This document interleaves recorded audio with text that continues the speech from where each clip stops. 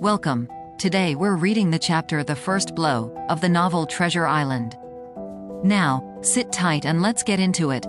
I was so pleased at having given the slip to Long John, that I began to enjoy myself and look around me with some interest on the strange land that I was in.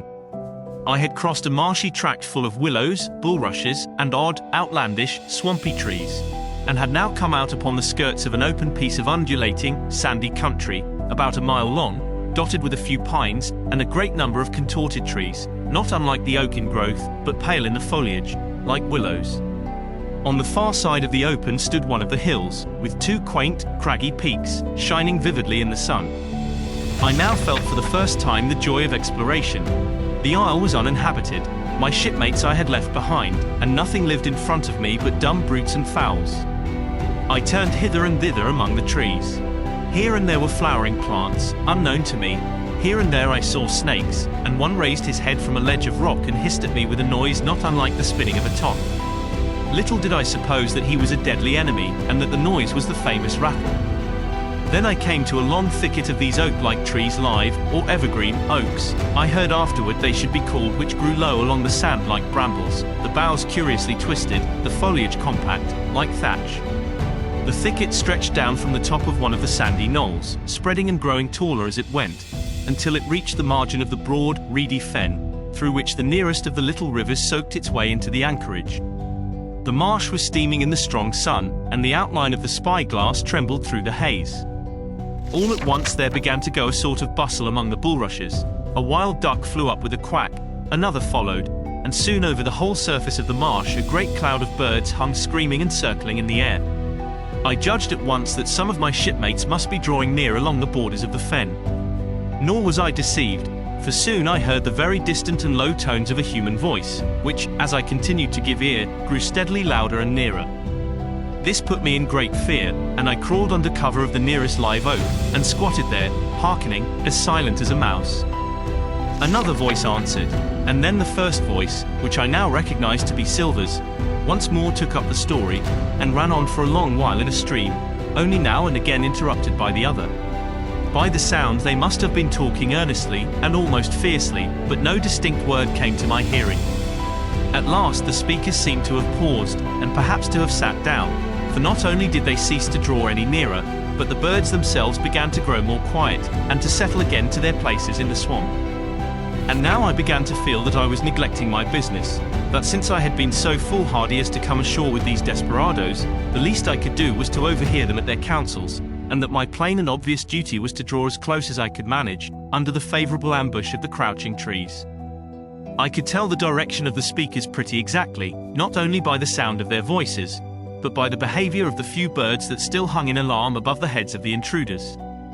Crawling on all fours, I made steadily but slowly towards them, till at last, raising my head to an aperture among the leaves, I could see clear down into a little green dell beside the marsh, and closely set about with trees, where Long John Silver and another of the crew stood face to face in conversation.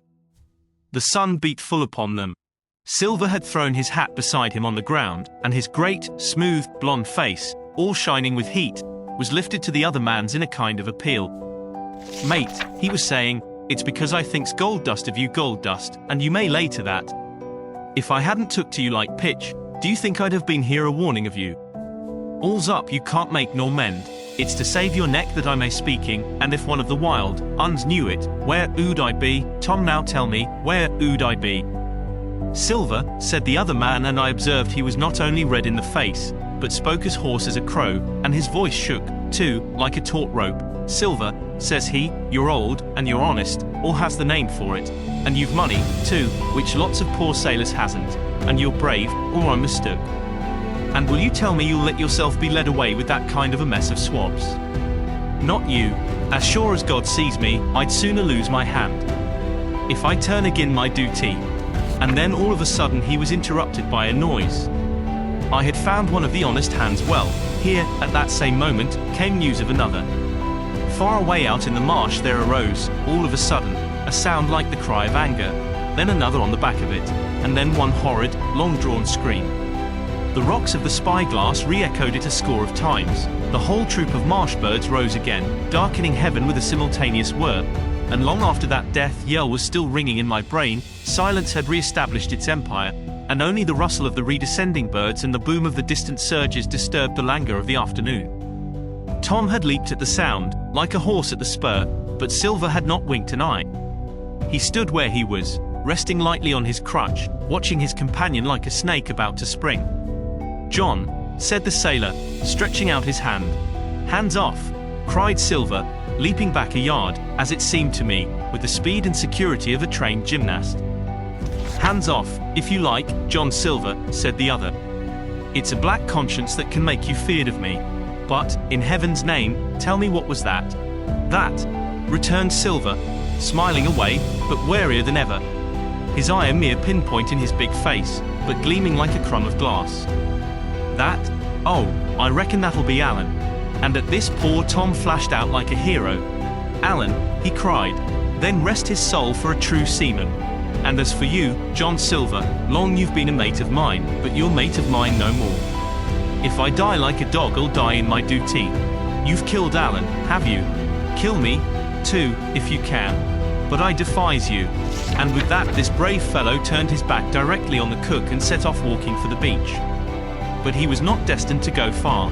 With a cry, John seized the branch of a tree, whipped the crutch out of his armpit, and sent that uncouth missile hurling through the air. It struck poor Tom, point foremost, and with stunning violence, right between the shoulders in the middle of his back. His hands flew up, he gave a sort of gasp and fell. Whether he was injured much or little, none could ever tell. Like enough, to judge from the sound, his back was broken on the spot. But he had no time given him to recover. Silver, agile as a monkey, even without leg or crutch, was on the top of him next moment, and had twice buried his knife up to the hilt in that defenseless body. From my place of ambush I could hear him pant aloud as he struck the blows. I do not know what it rightly is to faint, but I do know that for the next little while the whole world swam away from before me in a whirling mist. Silver and the birds and the tall spy-glass hilltop going round and topsy-turvy before my eyes, and all manner of bells ringing, and distant voices shouting in my ear. When I came again to myself, the monster had pulled himself together, his crutch under his arm, his hat upon his head. Just before him Tom lay motionless upon the sward, but the murderer minded him not a whit, cleansing his blood-stained knife the while upon a wisp of grass. Everything else was unchanged, the sun still shining mercilessly upon the steaming marsh and the tall pinnacle of the mountain, and I could scarce persuade myself that murder had actually been done and a human life cruelly cut short a moment since, before my eyes. But now John put his hand into his pocket, brought out a whistle, and blew upon it several modulated blasts that rang far across the heated air.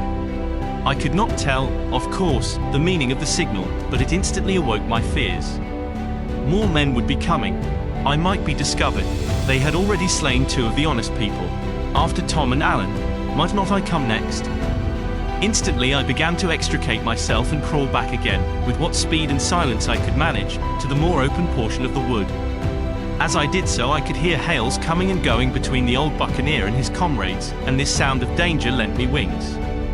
As soon as I was clear of the thicket, I ran as I never ran before, scarce minding the direction of my flight, so long as it led me from the murderers, and as I ran, fear grew and grew upon me, until it turned into a kind of frenzy.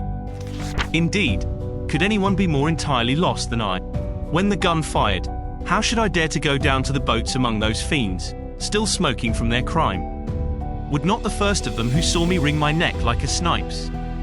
Would not my absence itself be an evidence to them of my alarm, and therefore of my fatal knowledge? It was all over, I thought. Goodbye to the Hispaniola, goodbye to the squire, the doctor, and the captain. There was nothing left for me but death by starvation, or death by the hands of the mutineers. All this while, as I say, I was still running, and, without taking any notice, I had drawn near to the foot of the little hill with the 2 peaks, and had got into a part of the island where the wild oaks grew more widely apart, and seemed more like forest trees in their bearing and dimensions. Mingled with these were a few scattered pines, some 50, some nearer 70, feet high. The air, too, smelled more fresh than down beside the marsh. And here a fresh alarm brought me to a standstill with a thumping heart. Did you enjoy today's chapter of Treasure Island? Why not subscribe and ring the bell?